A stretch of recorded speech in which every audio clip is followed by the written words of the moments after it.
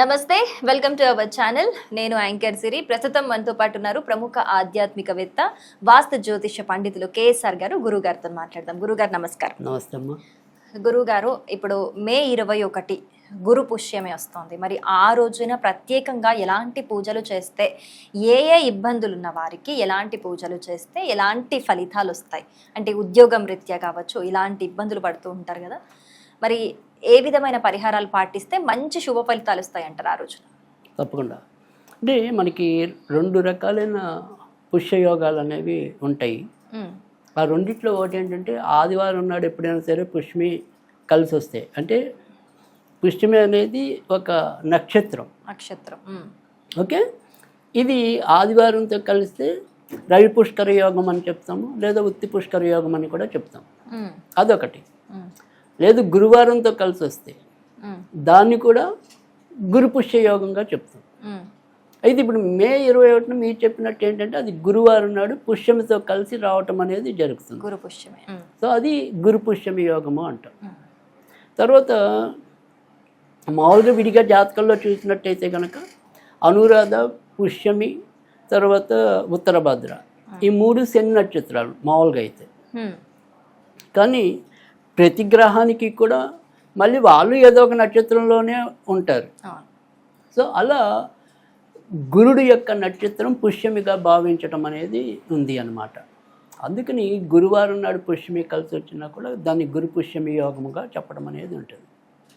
అయితే ఈ గురు పుష్యమి యోగం నాడు గురు పుష్యమి యోగమే కాకుండా ఇంచుమించుగా ఆ రోజు సర్వార్థ సిద్ధి యోగం అని, అమృత సిద్ధి యోగం అని, ఇంచుమించుగా ఇలా 5 యోగాలు కలిసి వస్తున్న రోజు ఈరోజు మే 21 అనేది.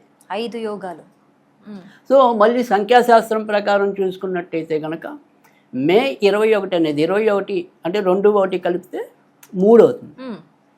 సో గురుడు యొక్క నంబర్ 3.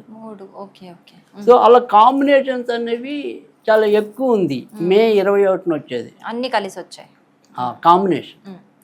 సో ఇప్పుడు మళ్ళీ మే తీసుకుంటే అది 5 అవుతుంది. సో ఈరోజు వచ్చిన తిది పంచమి, అది 5 అవుతుంది. 5వ తిది 5.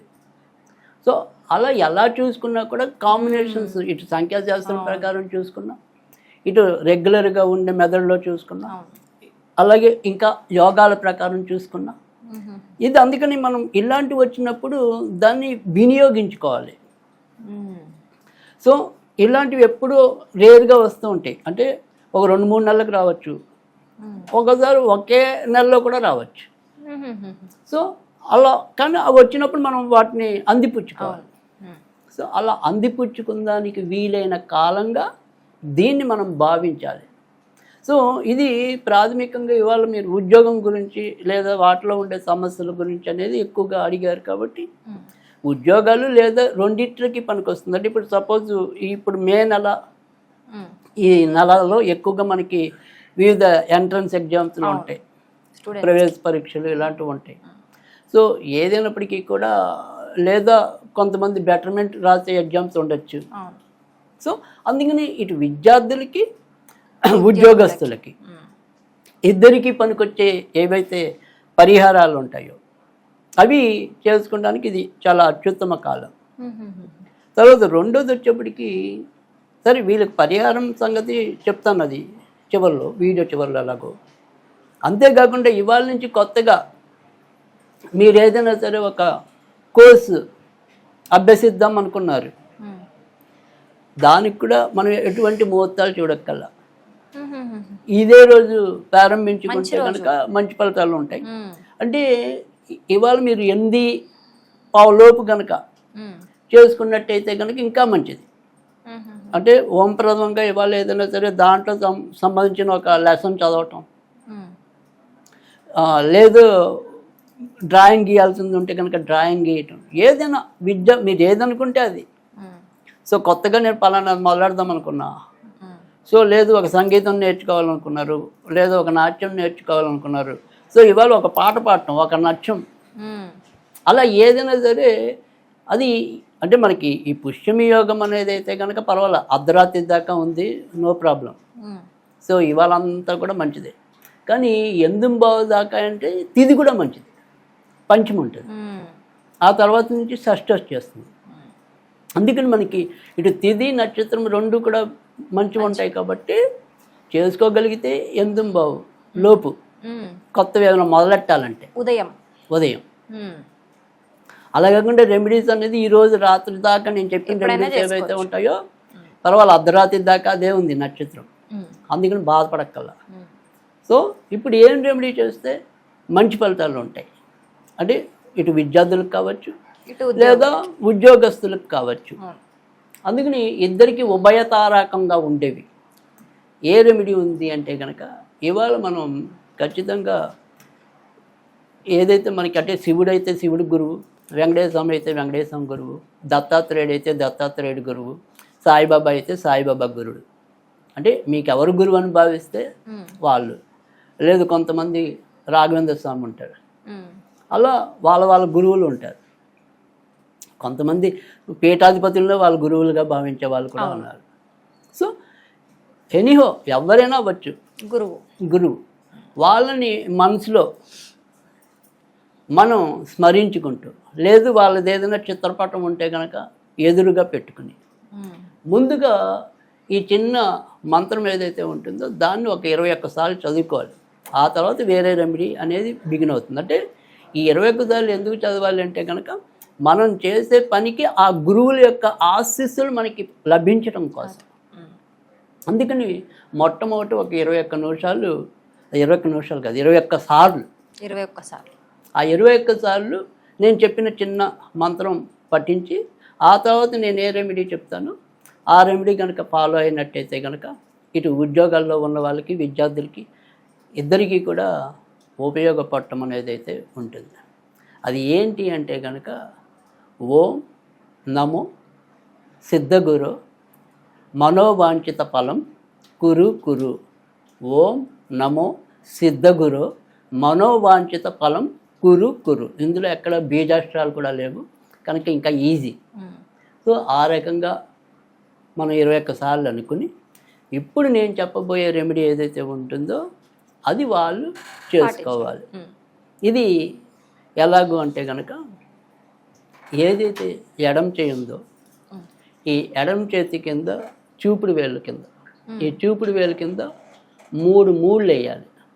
ఇక్కడ అడ్డంలో గురుగా నిలువు ఇక్కడ ఇలా 3 3 3 పక్క పక్క అడ్డంగా 3 3 3 3 అది ఏ కలర్ పెన్ను వాడాలి అంటే రంగు పెన్ను కాదు, దాంట్లో ఉండే రీపిల్ అంటే రెడ్ రాసే రీపిల్స్ ఉంటాయి, బ్లాక్ రాసే పడుతుందో అది అలా ఉంటాయి కదా. కానీ ఇక్కడ నేను చెప్పబోయే నంబర్కి కంపల్సరీ బ్లూ కలరే ఉండాలి.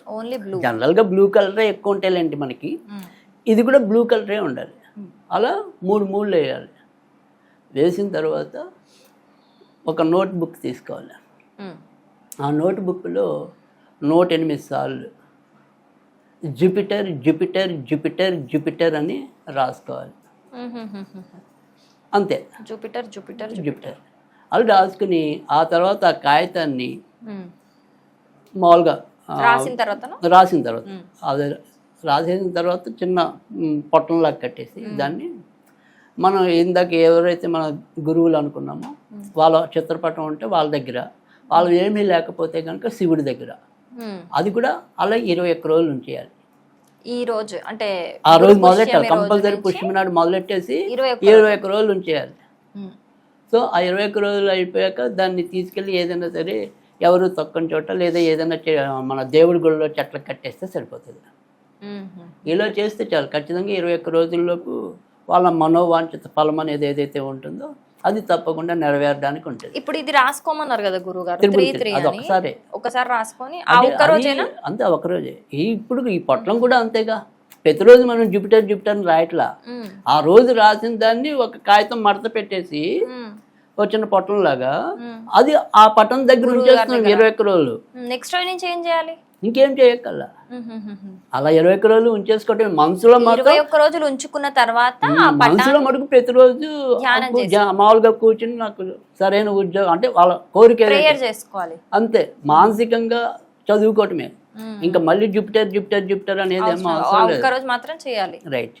లేదు మాకు ఓపిక ఉండి చదువుకుంటామంటే తప్పేం లేదు.